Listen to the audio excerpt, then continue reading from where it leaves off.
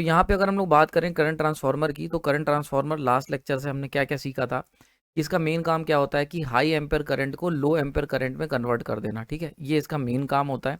और ऐसा करने के लिए क्यों ज़रूरी है, क्योंकि हम लोग मीजरमेंट कर सकें। ठीक है, तो जैसे यहाँ पे हमने पिक देख रखी है, आपको दिखाई हुई है कि हाई एम्पेयर करंट। अब देखो हाई एम्पेयर करंट हमने इंस्ट्रूमेंट ट्रांसफार्मर का जब बेसिक बता रहा था तो वहाँ पे बताया था कि भैया ये सीविरिटी यहाँ पे बहुत ज़्यादा है, और अगर डायरेक्टली हम एम मीटर से मीजर कर लेंगे तो क्या होगा, एम मीटर की कॉइल जल जाएगी।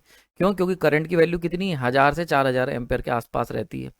तो इसके लिए, और जो हमारा एमीटर होता है वो मीजर कर पाता है 1 एम्पेयर से लेके 5 एम्पेयर के बीच में। तो लो करंट रेटिंग लाने के लिए, मतलब झाग हटाने के लिए, जो झाग आ जाते हैं ना जैसे वैसे ही, तो ये जो झाग हटाने के लिए हम लोग इसका इस्तेमाल करते हैं सीटी का, और हमें 1 एम्पेयर से 5 एम्पेयर के बीच में रीडिंग मिल जाती है। सबसे इंपॉर्टेंट चीज़ आ जाती है कि सीटी जो होते हैं उनका जो स्टैंडर्ड रेशियो है, वैसे तो बहुत सारे हैं, जैसे कि फॉर एग्जांपल 400:5 का है, ठीक है, 200:5 ऐसे करके बनते हैं। ठीक है, तो मैंने जैसे फॉर एग्जांपल स्टैंडर्ड रेशियो इसके मैनेज होते हैं। जैसे भी लास्ट लेक्चर जो बर्डन वाला था, वहाँ पे मैंने जो सैचुरेशन कर्व बताया था, तो आपको याद होगा यहाँ पे बहुत सारे मैंने लिखे हुए थे। तो 50:5, 200:5, 400:5, तो ऐसे करके होते हैं। तो जैसे मैंने एग्जाम्पल के तौर पे लिख रखा है 4000:5, एक एग्जाम्पल के तौर पे है। तो इसका क्या मतलब हुआ कि अगर प्राइमरी करंट 4000 एम्पेयर फ्लो कर रहा है मेन कंडक्टर में, तो सीटी जो होगा उसकी सेकेंडरी साइड में 5 एम्पेयर करंट फ्लो करेगा। समझ में आ रही बात ये? यानी कि 4000 एम्पेयर करंट को कन्वर्ट कर देगा ये 5 एम्पेयर में। तो ये हो गया इसका स्टैंडर्ड रेशियो जो होते हैं, इसका मतलब क्या हुआ। ठीक है, क्लियर होगा यहाँ पे?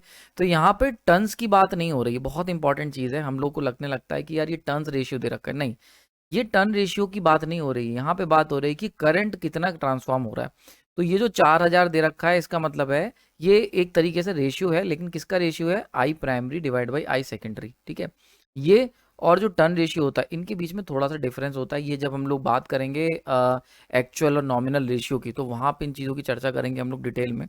ठीक है, क्लियर हो रहा है यहाँ पे? तो इसके ऊपर हम लोग अलग से बात करेंगे। तो मेनली 4000:5 के अधिकार। अब अगर टर्न रेशियो लोगे तो ऐसा नहीं है कि यहाँ पे 5 टर्न है, ठीक है, जो सेकेंडरी साइड है, और जो प्राइमरी साइड है उसमें 4000 टर्न है।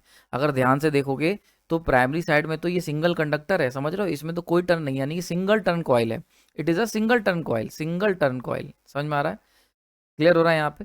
तो इसीलिए ये 5 और 4000 से टर्न रेशियो में नहीं निकालना है, ये सिंपली बता रहा है कि प्राइमरी करंट और सेकेंडरी करंट का रेशियो है। ठीक है, तो दिस इज योर 4000:5। नेक्स्ट अगला हम लोग बात कर लेते हैं कि इसको हम लोग सीरीज ट्रांसफार्मर भी कहते हैं। अब सीरीज ट्रांसफार्मर क्यों कहते हैं? क्योंकि सीटी हमेशा सीरीज में कनेक्ट होता है सिस्टम के। अभी मैं बताऊंगा कि ऐसा क्यों। ठीक है, तो इसको भी हम देखेंगे कि आखिर ऐसा सीरीज में क्यों कनेक्ट करते हैं, अगर इसे पैरेलल में कनेक्ट कर देंगे तो क्या होगा, अभी देखते हैं।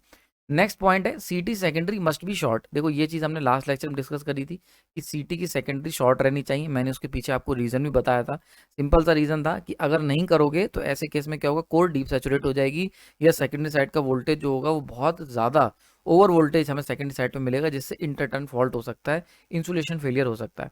तो अब शॉर्ट कैसे करेंगे? तो सीटी को शॉर्ट करने के लिए या तो एमीटर का इस्तेमाल करेंगे, और जब एमीटर हटाओगे तो उसके जो दोनों टर्मिनल उन्हें आपस में हम लोग शॉर्ट कर देंगे। तो ये तरीका इस्तेमाल करते हैं सीटी को शॉर्ट करने के लिए। क्लियर हो गया यहाँ पे?